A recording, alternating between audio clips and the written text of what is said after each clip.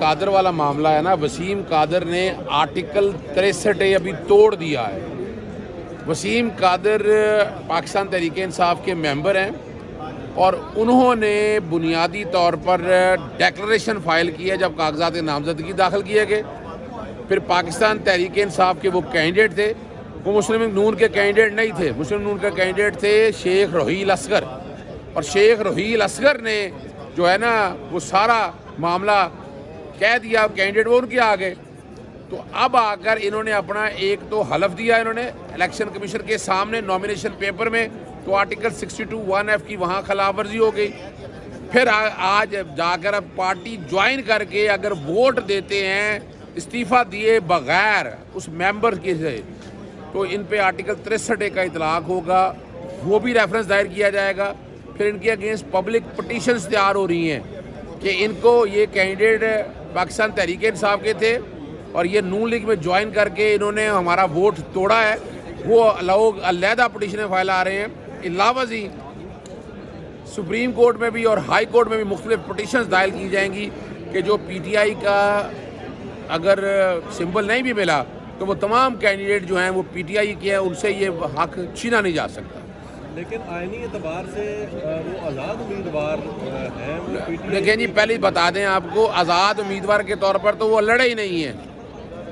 وہ باقاعدہ کینڈیڈیٹ تھے پی ٹی آئی کے، پی ٹی آئی نے نامینیٹ کیا تھا اور پی ٹی آئی بطور سیاسی جماعت حصہ لے رہی تھی۔ پی ٹی آئی سیاسی جماعت بین نہیں ہے، اگر بین ہوتی تو پھر ٹھیک تھا، لیکن بنیادی طور پر اوپر وہ بین نہیں ہے، اور اسی لیے ایک آئینی درخواست بھی یہاں لاہور ہائی کورٹ بھی دائر کی ہے جس میں یہ موقف اختیار کیا گیا ہے کہ اگر پارٹی کا سمبل لے لیا ہے تو پارٹی بین نہیں ہے۔ اچھا اظہر صاحب، مزید جو نون لیگ کے جو ہے وہ اس حوالے سے دعوے کر رہے ہیں کہ مزید بھی جو آزاد امیدوار وہ ہمارے رابطے میں اور وہ مزید 20 کے قریب جو وہ نون لیگ میں شامل ہو گئے، تو کیا مزید پی ٹی آئی کی طرف سے کوئی لایا عمل جو وہ دیا گیا ہے کہ مزید جو رکاوٹ پیدا کی جائے؟ دیکھیں، بات بڑی واضح ہے، جو بھی کوئی فیصلہ کرے گا وہ اپنی سیٹ سے جائے گا۔ وقت سے پہلے انتباہ دے دیا گیا ان کو، اگر وہ پاکستان تحریک انصاف چھوڑ کے پی ایم ایل این یا کسی اور سیاسی جماعت میں جائیں گے تو جہاں بنیادی رکنیت ہے اپنی جگہ سے انہیں استعفیٰ دینا پڑے گا، ورنہ اگر انہوں نے ووٹ وغیرہ کوئی دیا یا وہ گئے نہ، ووٹ کاؤنٹ ہوگا ان کا، اور اس میں فیصلہ آلریڈی آرٹیکل 63 کا آ چکا ہے، تو اس لیے بڑا سوچ سمجھ کے کرنا ہے، نہ وہ صرف سیٹ سے جائیں گے بلکہ ان کا ووٹ بھی کاؤنٹ نہیں ہوگا۔ سر وہ سیٹ سے کیسے جائیں گے؟ آرٹیکل 63 کا اطلاق ہوگا جس میں لکھا ہوا ہے کہ پارٹی ڈائریکشن کے بغیر اگر آپ نے ووٹ ڈالا تو آپ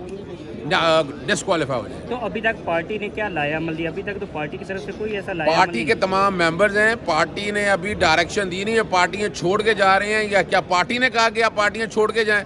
تو یہ پارٹی کی ڈسپلن کی خلاف ورزی کر رہے ہیں۔ پارٹی ابھی انتظار کر رہی ہے کہ 20-25 نہیں، ابھی کوئی آلریڈی ان کو انتباہ دے دیا گیا ہے، ان کو شوکاز وغیرہ دے دیے گئے ہیں اور باقی جگہ معاملات دیکھے جائیں گے۔